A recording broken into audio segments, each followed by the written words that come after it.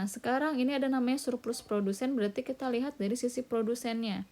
Surplus produsen ini merupakan mencerminkan suatu keuntungan. Ya, jadi surplus produsen ini bisa dibaca di slide-nya. Ya, ini mencerminkan suatu keuntungan lebih, atau surplus yang dinikmati oleh produsen tertentu berkenaan dengan tingkat harga pasar dari barang yang ditawarkannya. Nah, untuk surplus produsen yang dilihat itu dari fungsi penawaran. Kita baca di sini, fungsi penawaran P sama dengan FQ menunjukkan jumlah suatu barang yang akan dijual oleh produsen pada tingkat harga tertentu. Jika tingkat harga pasar adalah PE, jadi sama kayak tadi ya, harga keseimbangannya PE, maka bagi produsen tertentu yang sebetulnya bersedia menjual dengan harga yang lebih rendah. Nah, jadi kalau tadi kita bersedia membayar dengan harga lebih tinggi tapi harga pasarnya lebih rendah. Itu untuk surplus konsumen. Kalau surplus produsen, ini kita mampu sebenarnya menjual dengan harga yang lebih rendah tapi kita jual di harga yang lebih tinggi. Itulah sisi dari surplus produsennya.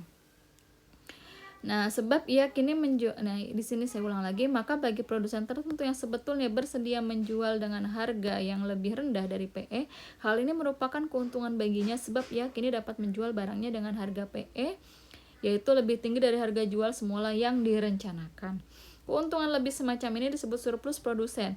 Secara geometri, besarnya surplus produsen ditunjukkan oleh luas area di atas kurva penawaran tetapi di bawah tingkat harga pasar. Ini ya, ini kurva penawarannya. Ini kurva penawarannya ini, atau kita biasa sebut QS. Ya, QS sama dengan bla bla bla itu ya, fungsi penawaran. Nah, ini harga pasarnya di atas kurva penawaran, di bawah harga pasar, berarti inilah wilayah surplus produsen. Nah, untuk mendapatkan luas wilayah yang diarsir ini, kita bisa gunakan integral sama kayak tadi ya.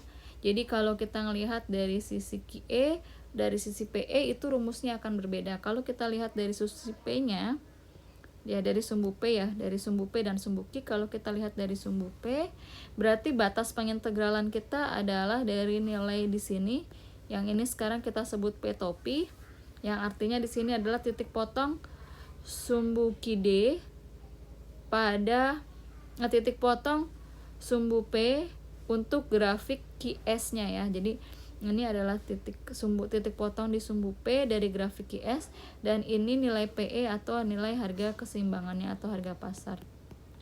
Berarti untuk menghitung surplus produsen PS, itu rumusnya yang pertama kita bisa pakai batasnya adalah P topi sampai PE. Di sini jangan lupa kalau kita pakainya di sumbu P, lihatnya di sisi sumbu P, maka di sini adalah DP. Berarti ini fungsi penawarannya itu dalam P, FP, DP. Nah, tapi bisa juga kayak tadi dilihatnya dari sisi sumbu Q. Kalau kita lihat dari sumbu Q, kita gunakan integral 0 sampai QE, itu yang kita dapatkan wilayahnya adalah yang ini ya. Nah, ini sekarang kebalikannya. Kalau kita bilang integral 0 sampai QE, yang kita dapatkan itu yang kita arsir adalah luas wilayah yang ini, yang di bawah kurva. Ya, yang ini. Sedangkan yang mau kita cari itulah yang arsir kuning, padahal ya enggak, yang arsir kuning ini, tapi kita punyanya wilayahnya yang ini. Nah, artinya kalau kita mau lihat dari sumbu Q-nya, dari sisi sumbu Q, untuk mendapatkan wilayah yang kuning ini, kita kurangkan segi 4 persegi atau persegi panjang ini ya, persegi panjang yang sekarang garis biru, saya kotakin biru, dikurangi dengan wilayah yang diarsir merah ini, baru kita akan dapatkan nilai yang diarsir kuning. Jadi kotak ini dikurangkan dengan wilayah yang ini ya, Terus kita akan dapatkan yang ininya. Jadi artinya caranya untuk mendapatkan wilayah arsir kuning adalah yang pertama, kalau gitu kotaknya itu selebar QE, tingginya itu PE, berarti karena dia menggunakan bentuknya persegi, berarti kita gunakan rumus persegi panjang. Jadi surplus produsen atau PS itu rumusnya adalah QE dikali PE dikurangi integral 0 sampai QE. Kita fungsinya karena kita pakainya sumbu Q, berarti di sini dq, ini fungsinya dalam Q seperti ini ya. Tahu bisa dilihat di buku, ini sudah dituliskan secara rapih di sini. PS itu adalah QE kali di PE dikurangi integral 0 sampai QE FQ dq. Jadi itu ya dua cara, bisa dilihat dari sisi sumbu P kita pakainya DP, dari sisi sumbu Q kita pakainya DQ. Oke, sekarang kita langsung masuk aja ke contoh soal. Di sini kita lihat kasus 71. Ya, fungsi penawarannya P sama dengan 0,5 Q ditambah 3. Berapa surplus produsen bila tingkat harga keseimbangan di pasar adalah 10? Berarti yang pertama kita gambar grafik fungsi P sama dengan 0,5 Q ditambah 3. Caranya karena ini fungsinya linier, berarti nanti gambarnya berupa garis lurus. Ya, seperti biasa ya. Sebenarnya kita pasti akan mencari titik potong di sumbu P, titik potong di sumbu Q. Titik potong di sumbu P berarti Q-nya yang sama dengan 0. Kalau Q-nya 0, kita dapatkan P-nya sama dengan 3. Berarti titik potong di sumbu P-nya di sini 0,3. Ya, kayak gini ya. Nah, kan kalau di sekarang kita baru dapat gambarnya kayak gini doang. 0,3, tadi titik keseimbangannya di 10. Kalau misalkan P-nya sama dengan 10, berarti berapa Q-nya kan ya? Q sama dengan berapa jika P sama dengan 10? Tinggal kita substitusi aja ke persamaan ini. 10 sama dengan 0,5 Q ditambah 3. Nah, di sini supaya di sisi kanan tinggal nyisa 0,5 Q aja, berarti kedua ruas harus kita kurangkan 3 ya. T min 3, kita tambahkan min 3 atau kita tambahkan min 3, berarti min 3 plus 10, di sini ditambah min 3. Atau bisa langsung ngurang, dengan nulisnya juga bisa langsung dikurangi 3 kayak gini.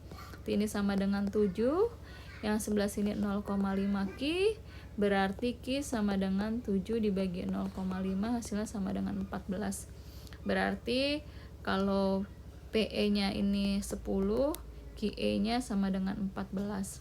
Nah, ini ya titiknya. Ini bisa aja langsung kita tarik dari 3 ke 0,3 ke 14,10, bisa langsung kayak gini. Jadi nggak perlu cari titik potong di sumbu Q lagi, karena kalau kita nyari titik potong di sumbu Q berarti kan P-nya yang 0. Kalau P-nya 0, Q-nya sama dengan minus 6.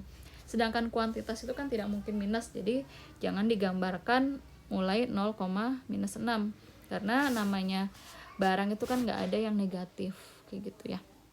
Nah, sekarang ini harga keseimbangan, ini kurva kurva QS-nya. Maka kalau dibilang surplus produsen adalah luas wilayah di bawah di bawah harga keseimbangan, di atas kurva penawaran, maka yang kita arsir sekarang yang ini. Oke, sama kayak tadi, berarti sekarang kita gunakan rumusnya kalau kita cari surplus produsen, dilihat dari sumbu P, berarti kita gunakan di sini sama dengan batasnya adalah 3 sampai 10, karena wilayah yang diarsirin dari nilainya 3 sampai 10. 3 sampai 10. Ingat di sini DP berarti fungsinya harus dalam P. Nah, ini fungsinya ininya bukan P ya, tapi Q. Berarti kita harus mencari kalau P sama dengan 0,5 Q ditambah 3, maka kita harus rubah menjadi Q sama dengan. Berarti kalau mau menjadi Q sama dengan, sekarang di sini kedua ruas kita kurangkan dengan 3, berarti P min 3 sama dengan 0,5 Q ditambah 3 kurangi 3 ditambah 0. Jadi P min 3 sama dengan 0,5 Q. Berarti Q sama dengan P min 3 dibagi 0,5. Ini Q sama dengan P min 3 dibagi 0,5 itu sama aja 1 P per 0,5. Itu berarti 1 dibagi 0,5 itu 2. 3 dibagi 0,5 itu 6. Berarti Q sama dengan 2P min 6. Berarti di sini kita pakai fungsinya adalah 2P dikurangi 6 dp. Tinggal kita hitung integral dari 2P min 6 itu berarti P kuadrat min 6P. Kita evaluasi pada batasnya 3 sampai 10. Berarti yang pertama kita substitusi dengan 10, P-nya berarti 10 kuadrat min 6 dikali 10 kurung tutup dikurangi dengan 3 kuadrat dikurangi 6 kali 3. Ini integral. Jadi 100 min 60 dikurangi dengan 9 min 18. Ya, 100 dikurangi 60 itu adalah 40. 9 kurangi 18 itu min 9. Min ketemu min jadi plus. Jadi di sini plus 9, maka nih hasilnya adalah 49. Nah, ini di buku diajarkan pakai dua cara, bisa pakai yang rumus ini, bisa pakai yang rumus ini. Nah, tadi kita langsung gunakan yang cara kedua karena menurut saya itu yang lebih mudah. Jadi kita boleh terserah mau pakai cara yang pertama atau cara kedua, sama aja, yang penting konsepnya teman-teman itu benar. Nah, hasilnya sama ya, di sini sama-sama 49. Oke. Berarti hitungan kita sudah benar sekarang. Selanjutnya ini ada kasus kedua, kasus 72. Kasus 72 ini sedikit berbeda dengan kasus-kasus sebelumnya. Kalau kasus sebelumnya kita sudah diinformasikan di soal itu berapa harga keseimbangannya. Kalau di kasus 72 ini kita yang diinformasikan itu hanya fungsi permintaan dan fungsi penawarannya. Jadi ini fungsi penawarannya atau biasa ditulis QS, ini fungsi permintaannya atau biasa ditulis dengan QD. Nah, untuk dapat harga keseimbangan kan kita udah pernah belajar ya. Keseimbangan itu akan tercapai kalau QS-nya itu sama dengan QD. Berarti untuk mendapatkan keseimbangan pasarnya, di sini kita lihat yang sudah dihitung, QS sama dengan QD, berarti ini min 30 plus 5P sama dengan 60 min 4P. Kita hitung lagi, kita dapatkan 9P ini sama dengan 90. Berarti harga keseimbangannya itu sama dengan 10. Nah, kalau harga keseimbangannya 10, maka jumlah keseimbangannya tinggal kita substitusi, boleh ke persamaan ini yang QS, boleh ke persamaan yang QD. Nah, ini kalau di buku masuknya kita substitusikan 10 ini ke persamaan yang QD, berarti 60 min 4P ya kan fungsi QD, berarti kita substitusi P-nya dengan 10 seperti ini, nanti kita dapatkan nilai Q-nya sama dengan 20. Berarti QE, PE-nya atau titik keseimbangannya adalah 20,10 seperti ini. Nah, ini tanggal habis ini kita gambar. Ini kita lihat dua-duanya ini fungsinya linier. Berarti gambarnya pasti nanti gambarnya garis lurus ya, bukan yang kuadrat atau bukan yang parabola. Berarti caranya pertama teman-teman itu gambar dulu, misalkan QD-nya seperti apa. Misalkan ini QS-nya ini gitu ya, ini QS. Terus misalkan ini QD-nya. Nah, pasti nanti, dan ini berarti kan titik keseimbangannya nih di sini.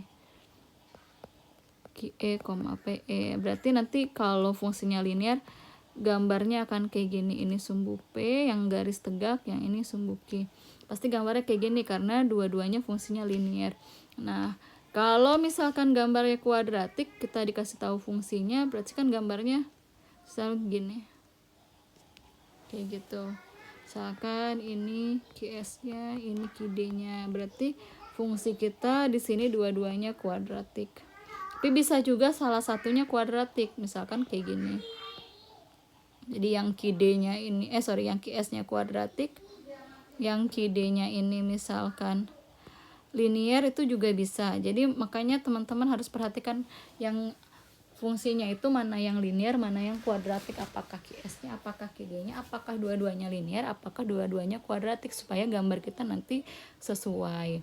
Nah, jadi pertama misalkan ya, kita tahu fungsi penawaran itu tadi kan Q sama dengan min 30 tambah 5P, berarti nanti kita rubah juga ini dalam bentuk P sama dengan bla bla bla Q gitu. Nah, untuk permintaan juga kayak gitu. Lalu kita gambarkan dulu satu-satu. Misalkan di sini kan, sekarang saya hapus saja ini.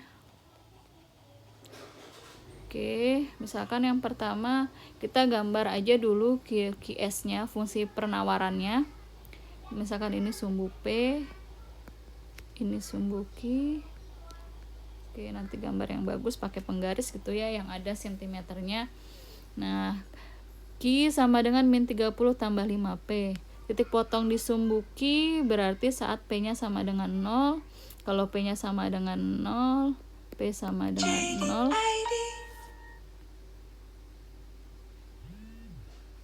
Oke, kalau P-nya sama dengan 0 berarti di sini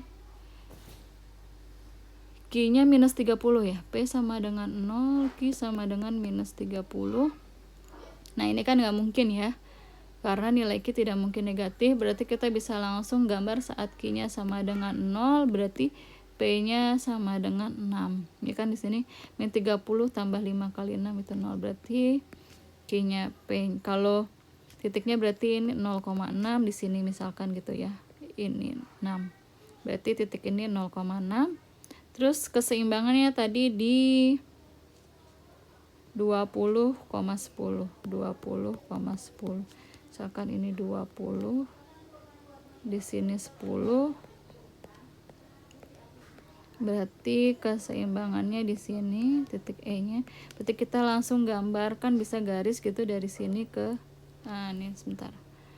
Oke, gambarnya kurang pas. Nanti kalau teman-teman gambar pakai penggaris ya biar lebih rapi. Oke, coba saya pakaiin penggaris dulu.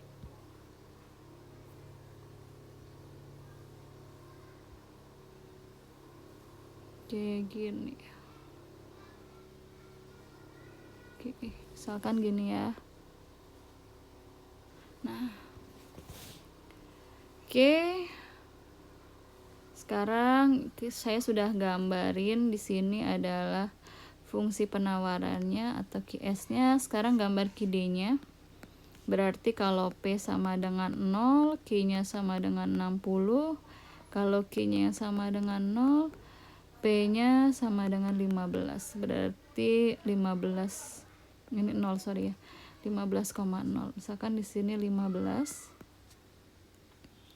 0,60. Waduh, berarti gambarnya tadi kurang pas.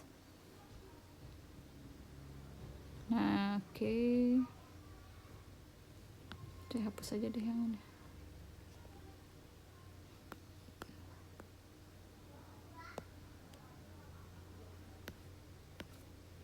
Oke.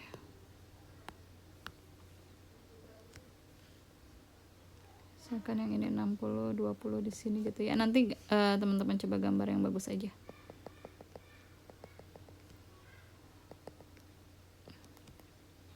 Ini QS.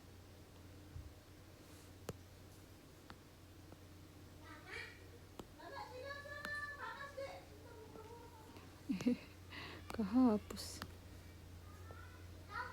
Ini QS-nya.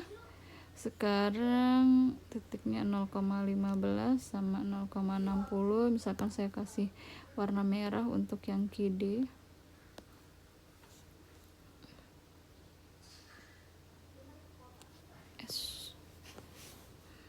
Bentar ya. Pasin gini. Nah, misalkan ini 60-nya pindahin aja, nanti coba gambar yang bagus ya. Ini, nah gini, ini E-nya, yang merah ini QD, yang biru itu QS. Nah, sekarang kita lihat yang namanya surplus, kita kan diminta menghitung masing-masing surplus, berarti kita diminta menghitung surplus produsen dan surplus konsumen.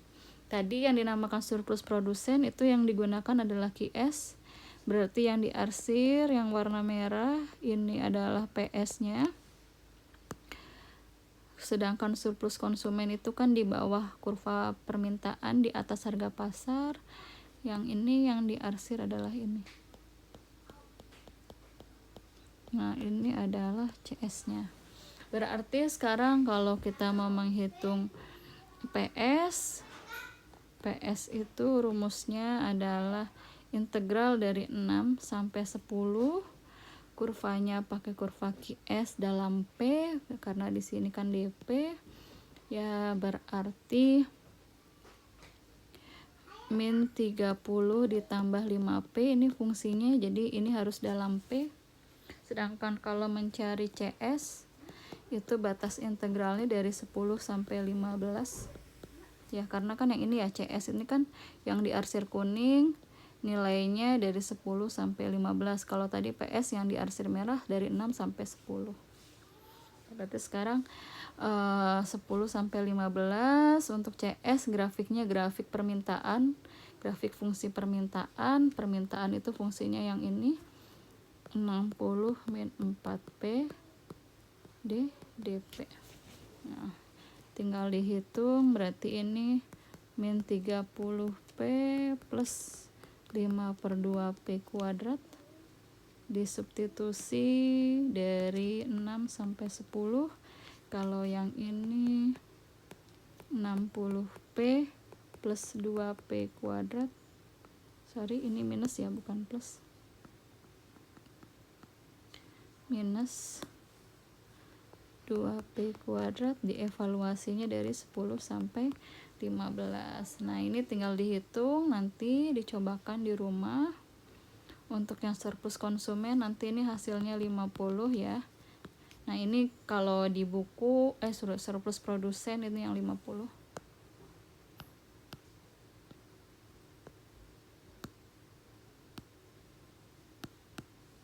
Ya, surplus konsumen ini 50. Surplus produsennya nanti dapat hasilnya 40. Kalau di buku itu pakai cara yang pengurangan ya, yang kayak gini. Kalau saya tadi langsung pakai yang DP. Nanti coba teman-teman hitung benar nggak hasilnya sama ini. Oke, kayak gitu. Baik, terima kasih untuk pertemuan hari ini saya cukupkan. Terima kasih atas waktu dan perhatiannya. Nah, ini kuncinya adalah untuk bisa lulus dari materi ini ya teman-teman harus cobain semua tuh tadi dari kasus 69 tuh harus dicobain sendiri gitu, dikerjain sendiri, jangan cuma mendengarkan dari kasus 69 terus kasus 70, 71 sampai 72. Itu pasti teman-teman akan bisa memahami kalau udah ngerjain sendiri kapan sih enaknya, apakah enaknya pakai rumus yang kayak gini, apakah langsung yang rumus tadi DP pakai batas di P atau mau pakai batas di Q. Itu terserah mana enaknya kalian aja yang mana. Kalau saya sih tadi ngerjainnya langsung pakai yang batas P ya kayak gitu. Tapi kalau kalian lebih senang pakai batas Q, is okay, no problem. Yang penting hasilnya nanti hasil hitungannya itu pasti sama, berarti benar kayak gitu ya. Baik, terima kasih atas waktu dan perhatiannya. Saya cukupkan dengan baca doa akhir kuliah. Baik, terima kasih. Assalamualaikum warahmatullahi wabarakatuh.